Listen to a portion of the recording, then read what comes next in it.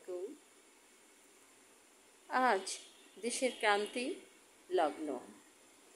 রাজনীতি এবং সাধারণ মানুষের সাথে একটা গোলযোগ বেঁধেছে।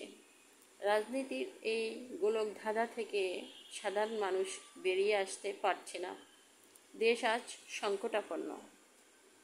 তাই আমি কিছু কথা বলবো। সেটি হচ্ছে, আফ্রিকার মতো যেন আমাদের দেশটা ধ্বংসে পরিণত না হয়, আমাদের দেশটা যেন গাজার মতো পরিণত না হয়, আমাদের দেশের মানুষের মধ্যে যেন একতা ভালোবাসা থাকে, একমত যেন হয়, আমাদের ভিতরে যেন কলহ না বাড়ে। কারণ এই কলহের জন্য কিন্তু দেশ ধ্বংসের দিকে চলে যাবে।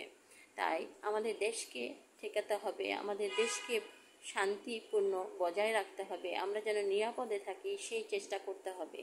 তাই আসুন আমরা সবাই মিলে এর একটা সমাধানের পথ খুঁজে ফিরি। ধন্যবাদ।